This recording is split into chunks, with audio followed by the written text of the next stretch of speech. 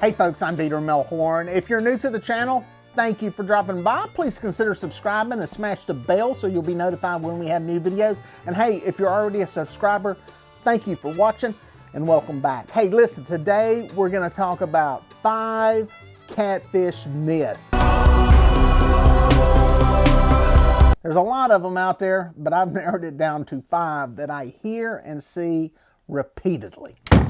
Well, the first one is one that I hear from catfish anglers more than anybody, and that is to catch catfish any time of the year, no matter when it is. You got to fish deep because they're in the deep hole. They're in the deep part. Whatever the deepest part of whatever you're fishing, that is where the catfish are. I'm not sure how this legend and rumor got started. Perhaps that's just because, well, maybe that's just the most mysterious, different, biggest, whatever part. But the truth is, catfish are not always in the deepest part of the lake. As a matter of fact, in my experience of catching tens of thousands of catfish, most of them were not caught in the deepest part of the lake. Now, why is that? Well, the biggest reason is food. A lot of times there is not food in that deeper part of the lake, so there's no reason for them to be there. Another issue that comes in deep water, lack of oxygen. Fish need oxygen to breathe. They need dissolved oxygen in the water. Some of these deeper waters can be devoid of oxygen. There is what we call a thermocline that sets up in many of these places. Catfish look for 3 things. First and foremost, they have to have oxygen in the water, plain and simple.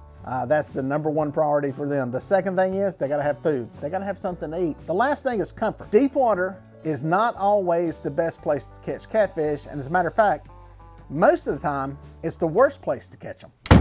Now, if you get lucky to catch one of these big fish, or if you've seen one online, world records, state records, we always hear a tale of these fish are old. These fish are really old. They're 50, 75, 100 years old. Well, that's not exactly true. Most of the fish that have been aged, and there is a scientific way to age them, sadly, they have to kill the fish to do it. They take the ear bone out of the fish. The otolith is the name for it. And it's basically, they cut it in half.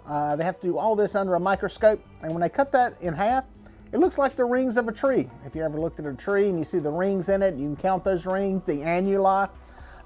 Basically what happens is every year it grows another layer, just like a tree does.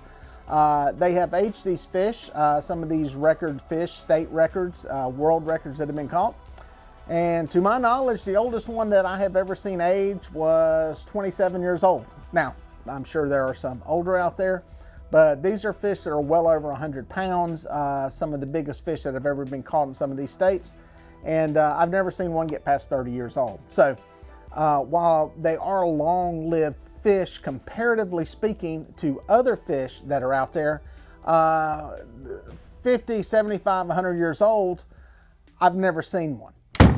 Now, one thing about catfish that is obvious, one is the name, and that's catfish. And where did they get that name? Well, it's because they look a little bit odd. It's not because they have a long tail. It's not because they purr, even though they actually do purr. It's because they have whiskers. They have whiskers like a cat. Of course, dogs have whiskers. I don't know why they didn't call them a dogfish. Maybe because that was already taken by a shark. But my point is, they have whiskers. And legend has it, especially from people who don't fish, that these whiskers will sting you. The whiskers on a catfish do not sting you. They are nothing more than a sensory device for the fish that they basically are able to feel where they're at, sense where they're at, and basically ingest a lot of information through the whiskers. They're a sensory organ. The fins, however, are a different story, especially on younger catfish. Fins are extremely sharp, or mainly the pectoral fins and the dorsal fin. 3 fins on a catfish that will sting you. It does not feel good, especially if it penetrates your finger, like happened to me in one of my videos. And I'm gonna warn you, what you're gonna see is pretty graphic.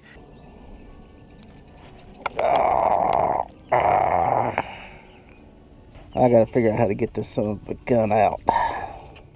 Yes, that fin went all the way through my finger. I had to use pliers to get it out. It was not a good day. I don't like thinking about it. I can't believe I edited that video back in.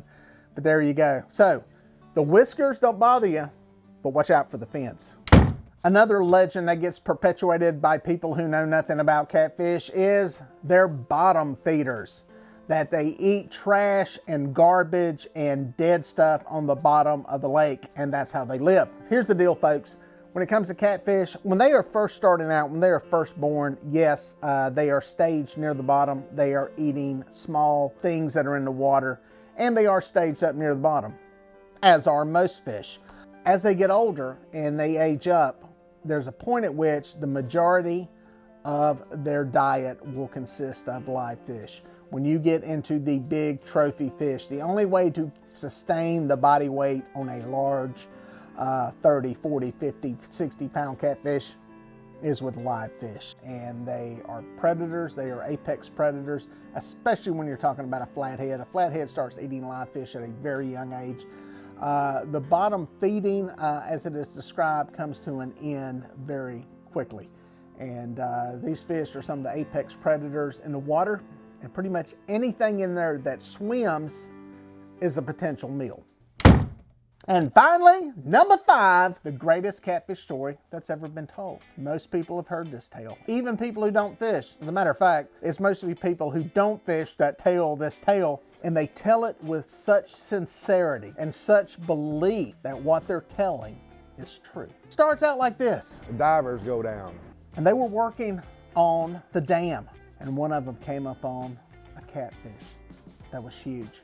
It was as big. One as big as a Volkswagen. He came straight to the top of the water. He ripped his mask off. He took his diving tank off. He threw it in the boat, and he looked at his partner and said, "I'm never going back down there."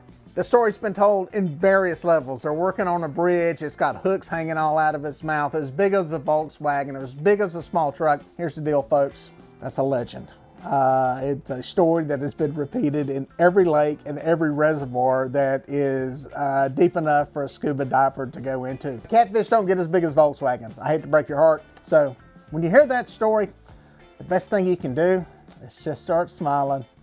Just stop nodding your head. Listen to the story and just don't argue with them. Well, folks, if you made it this far, thank you for watching. Please consider subscribing, and here are a couple of more videos that I think you're going to like.